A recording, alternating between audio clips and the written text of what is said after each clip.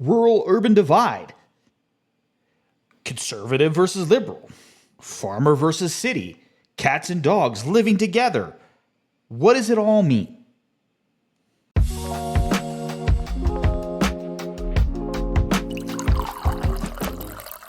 What up, everybody? It's Morgan, your boy Whiskey Mo. Yeah, there's a lot going on in the world today, but like something that really got me going with this is that that we're going to talk about today is something surrounding the way that America is split, rural and urban divide, agriculture, security, why it all matters. It's kind of tied in. But why does this matter? Why am I talking about this video right now? Well, this video is coming out on July 4th, 2025. Happy separation from British taxation without representation day for those of you who celebrate it. But I watched a video this morning from a channel called Morning Brew. And it was really interesting, and it was about a small city in quotation marks, called Pawnee City in Nebraska. And the video editor, the video guy, decided that he wanted to go check it out. Why? What was going on? Why were there people who were doing this? And it was interesting because this town is about just above 800 people. They're really worried about losing that city designation in the state of Nebraska because it's going to change some of the outcomes that they have. And what made that city really important was railroad connections, agriculture. I really hope that you watch it. It was amazing. If you really want to see it, I'm going to hopefully put a card up here in the left hand, or my left hand, your right hand, so that you can click to it. It's super amazing. I don't know if I can, but if not, I'll put a link in the description. But then on top of it, I started a course this week on agricultural food systems and national security. So I think it's really important that we talk about these things because the way that our systems are working is really important. Now, this is normally a cocktails and policy thing. It really isn't. It's early morning. I have my coffee. I do have some tequila with me. We're not going to be drinking it, but I hope that everyone's ready for this because I think this is really important. So rural America, what does that mean? I think in the most grandiose and simplistic vision at the same time, rural America is anything that doesn't belong to the urban and suburban corridors. So here in Colorado, we have a couple of urban spaces. So we're going to use this as kind of the example because it's what I know, it's where I'm at. We have the Front Range, which is mostly an urban corridor, and that's where you get essentially from Fort Collins down to Castle Rock is almost one continuous urban sprawl of city and suburban.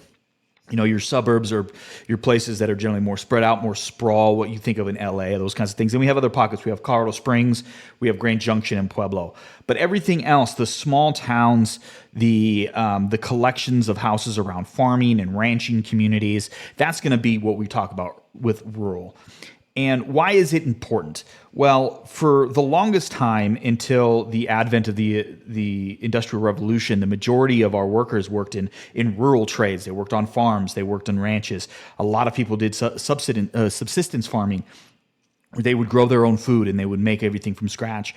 But with the advent of the Industrial Revolution, what we saw was that we saw the ability to manufacture these not only mechanical things like a car or a chair or something like that. We also were able to manufacture food. So we were able to industrialize food production. So as the technology advanced, it required less and less human interaction to farm and ranch than it ever does. And that's continuing to go now as GPS and AI and all of these things come into effect and how we are operating within the scope of agriculture. And so what that means is that more and more people have left the rural space and now they are moving more urban. America is no longer a manufacturing company. We are one of the net largest exporters of food, but that's more about yield and production and efficiency than it is about the amount of people. So people need jobs. So the kids go to college. They don't go back home to do the work. So now we are a service economy. We do most of our jobs are white collar or service, which is like, restaurants and hotels and things like that. So as we continue to grow, we are no longer having to think individually about how I'm going to get my food. My food is picked up from the local grocery store, a Kroger, Albertsons, Safeway, Aldi, any of those spaces. And there's a disconnect between the way that we consume our food products, right? So like now for me specifically, it's not as big of a disconnect. I grew up in a hunting, fishing, and family. I worked part-time on a ranch in Steamboat Springs, Colorado, where we did sheep and cattle. So like I have a connection to these spaces, so I understand, but even I sometimes forget these things. So it's really important that we understand the importance of rural America. And right now there's a conversation in the political divide about urban and rural spaces, because as we look at the map, now remember, maps don't vote, so the majority of people in America live in these urban spaces, but it's almost exactly divided by red rural, blue urban, right? But rural America feeds America, right? It's one of those things. And some of the research that I've read this week shows that we are failing massively in our ability to keep up with population projections of food. We need to nearly double our food production across the globe of the four main grains that we eat: rice, wheat, soybean, and corn.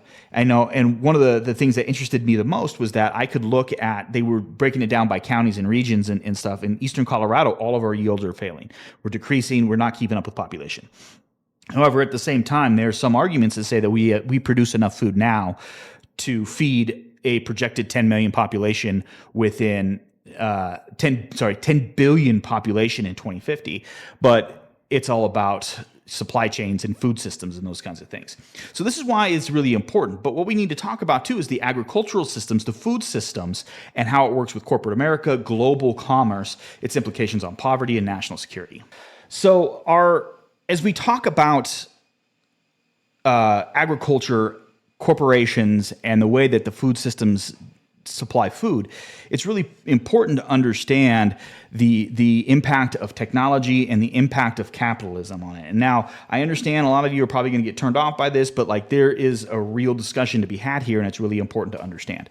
So as technology has increased and it has become much simpler, more simple and efficient to operate farms with less amount of manpower, what has happened here, specifically in America, but also globally, is that we have near monopolies on our food systems.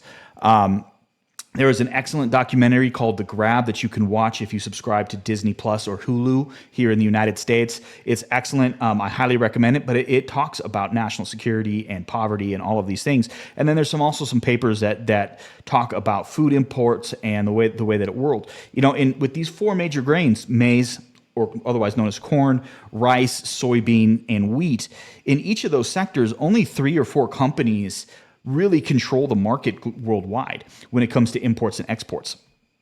And they no longer keep massive stockpiles in case of emergency. So in economics and in business, they call it just in case and just in time.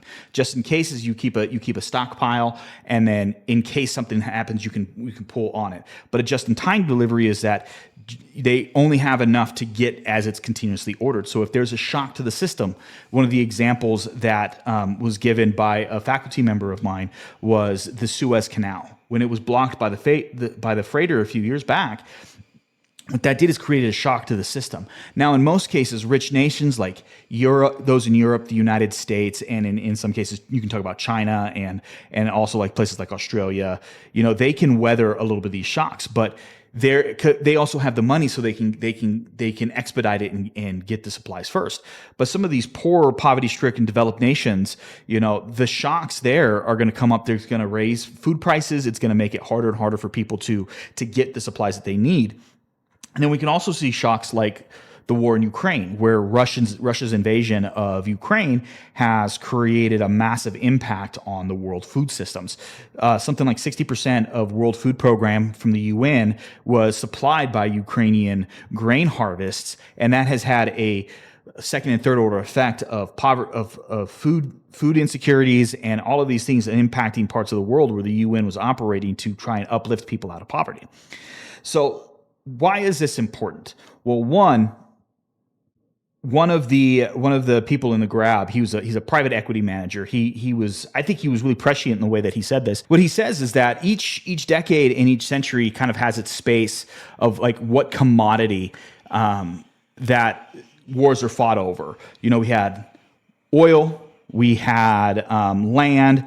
Well, the 21st century now is going to be water and food. Those are the really important things. So we have massive water shortages. We have a redistribution of the way water sheds, those kinds of things. So it's really important that we understand these things. So, generally speaking, a rising tide lifts all boats. So we want to make sure that even our poorest are fed, because a healthy population means that we have a greater recruiting base for those to serve in the military, that we are no longer. It also decreases costs across the board for healthcare. And then it's also a national security implication. So if we are worried about the way that people are being fed, then we need to understand that is going to possibly cause violent conflict in securing water, in securing food, and it's already starting to play out. We have examples of Saudi Arabia had purchased a significant amount of land in Arizona to grow hay to bring back to feed their cattle in Saudi Arabia.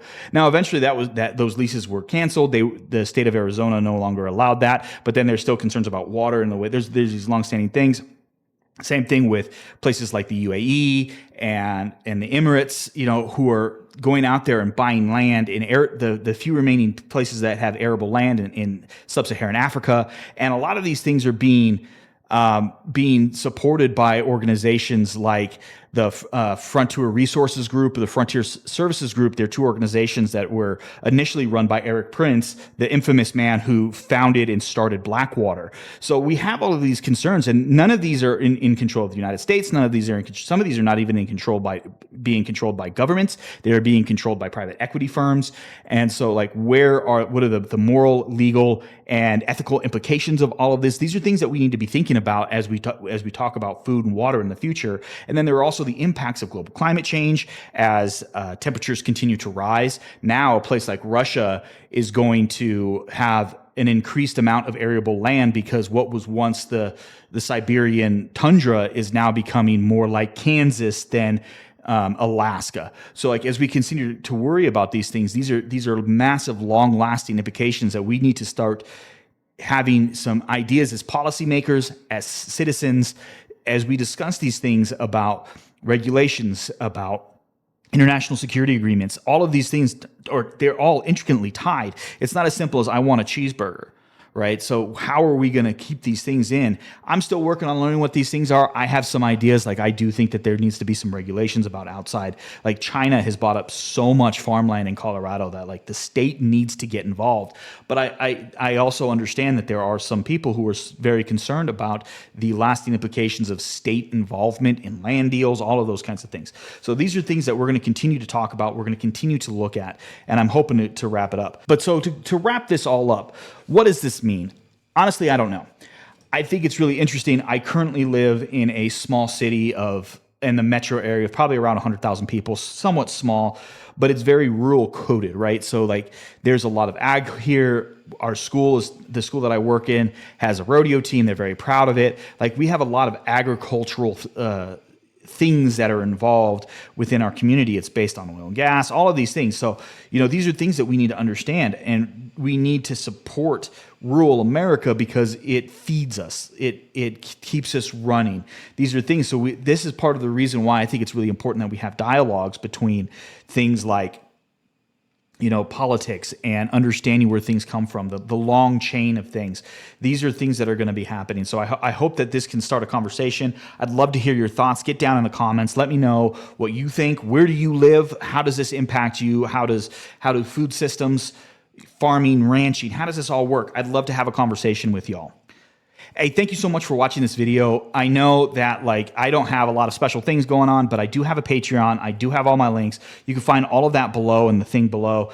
Patreon there's nothing special for it right now in the year 2025 in July, but I hope that you would think about supporting me. My next hope is to upgrade some of my audio equipment, so you don't always have to see this mic. Also, so I can move around and be in different spaces in my studio and in my recording opportunities. It's not much, but it also will give me money to pay for booze and tattoos and all those kinds of things too. But no, really, I just thank you for watching it. As always, if you like what you hear, please hit that like button. Please hit that, go ahead and why don't you gently caress the subscribe button. Let's not get super violent with all of these things. But I really appreciate you taking the time to watch, especially now. We're probably getting close to around 15 minutes, but I really appreciate it. Thank you so much. I hope you all have a wonderful 4th of July. Remember, down with the tyranny, make Nazis afraid again. Peace.